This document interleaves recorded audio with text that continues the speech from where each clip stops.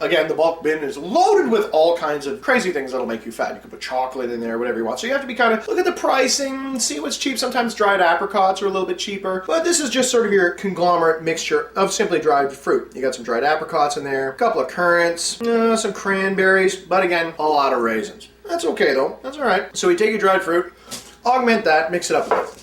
Get your hands in there, mix it up. Now that looks definitely a whole Jimmy Whack better. But we want to, kind of build it up a little bit further. You got your base and you added some dried fruit to it. Okay, I've gone with a nut-rich trail mix where, again, they bulked up on your raisins. This is why it's very rare that you buy raisins to put in your trail mix. But you got some peanuts here, probably some cashews, stuff of this nature. Kind of a nutty trail mix sort of mixture here. So I'm going to add that in because this one seems like I got soy nuts and dried fruit, a couple of seeds. Add the other nuts, mix it up.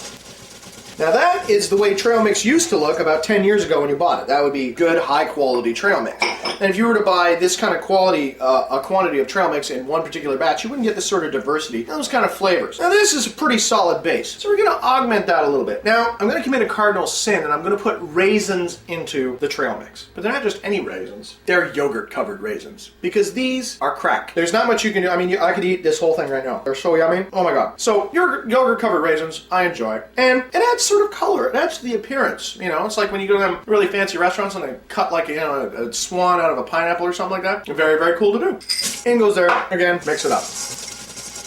Fit for a king. Look at that. Hot. This is why it's very important for you to get a big bowl. Because bear in mind, you're buying just little packages, like 150, 200 grams each, and you just mix them in and add them up. So gradually, eventually, this bowl is getting more and more full. Now that we've got it to a sexy kind of phase where you're individualizing your trail mix, so there's a real art to this, eventually it'll be like, you can sample other people's trail mix, you'll be like, ooh, I really like your trail mix. How did you build that? Very, very good. It's all configuration, like most things. And next, something which has been largely forgotten in the trail mix world is dried bananas. Loaded with potassium. Good for joints. Good for muscle recovery, and generally they're loaded with sulfites, which is kind of bad for you, but who cares because it's yummy. So we take this and we go throw in your dried bananas. Now, banana chips, again, they're kind of inexpensive, and you might wind up breaking some when you mix them in, but they make for a nice augmentation to your trail mix. And now you can see that we're getting some decent size going on here. Definitely more than one serving going on. Okay, so we got some dried bananas in there. And now, my own personal addition to the trail mix. This kind of a thing will keep you the energy going, but I like adding a little something to it. Now, I would not advise eating this stuff for more than 3 days without sleep because you'll begin to hallucinate, which is something I discovered because I always add chocolate-covered coffee beans to my trail mix. It's a simple thing to do. I don't know why more people don't do it, but it seems that I've never actually seen it done. I've never seen people apply chocolate-covered coffee beans to trail mix. Seems kind of obvious to me, but I suppose not a lot of people do.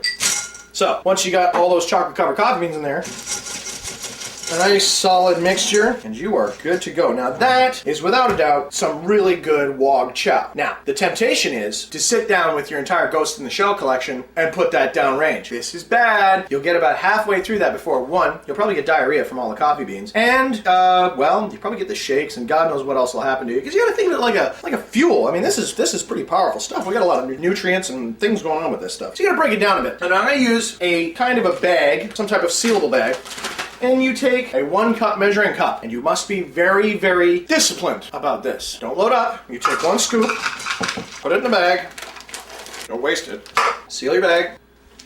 Sometimes I put elastic band around it. That is 1 serving of trail mix. Don't eat more than 1 serving a day or you're going to get fat. But as you can see, I've still got a lot more trail mix here. So just by this 1 episode, you go hit your supermarket, load up on your trail mix, do your mixture, and you can make yourself quite a few days worth of supplies. Or, you can just kind of say, well, screw that, Sean, I'm really, really active. I'd really like to have like 2 or 3 servings. That's fine, but bear in mind, this trail mix stuff is pretty deadly. You can get pretty fat eating it, but it is so very yummy. And after all, none of this is any good unless it tastes good. My name's Sean Kennedy, and I am the fucking man.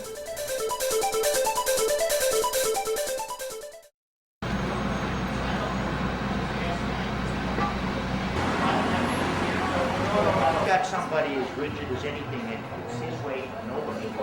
In my opinion, it is always best to have your hair cut by a barber.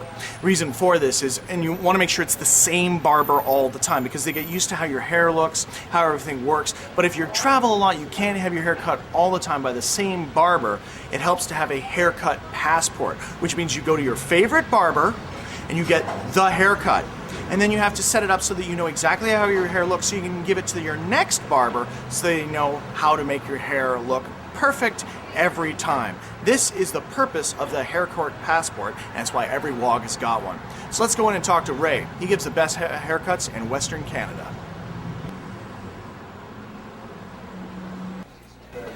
So how's Ray been? Very good, very good. What about that trip when you went to New York?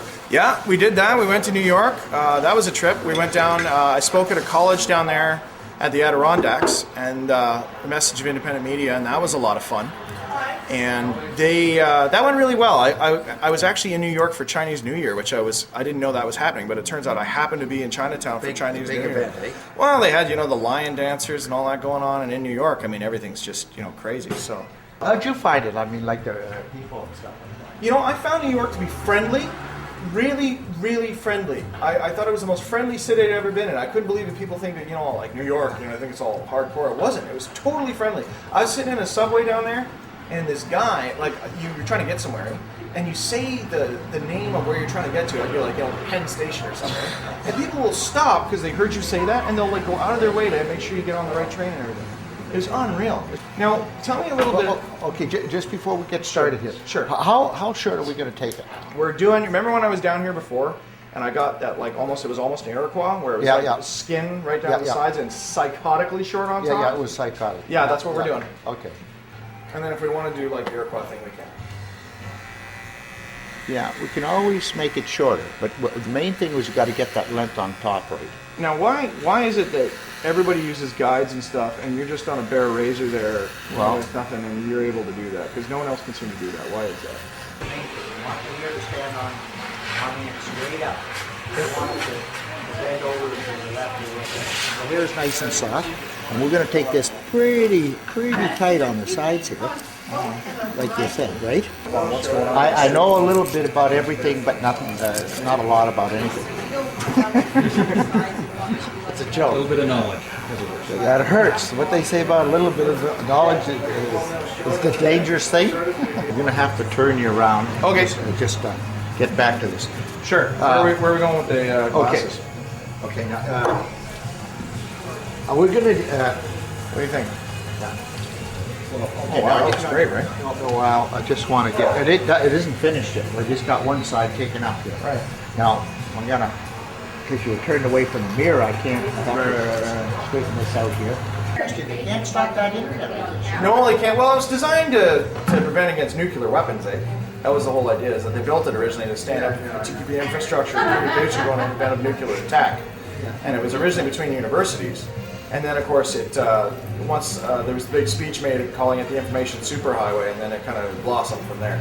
And now there's folks like me and Sim and RANT Media and everybody who just, that's what we do. We try to, like the news show I do is I cover news that nobody else covers. And thanks for being a good sport with the camera and everything, Ray. You're just a prince for that, man. No problem. And James, I am also of the realization that since I don't have my wallet, I'm going to have to get you to front for the haircut too, and I'll pay you back when we get back home. Bastard. Sorry, man. You're just gonna have to work it off. No. Sweep the floor or something. Yeah, that's what it is. If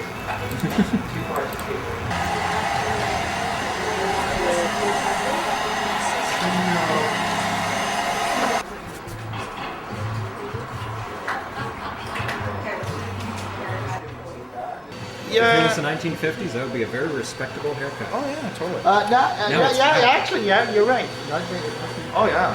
Well, I do a lot of brush cuts. The most common asked question is, "You still do brush cuts?" And I says, "They never went out." Yeah. Well, I do more brush cuts today than I did. Well, the same. I never. It's the same amount. Really? People think that hair went short, brush cuts were in.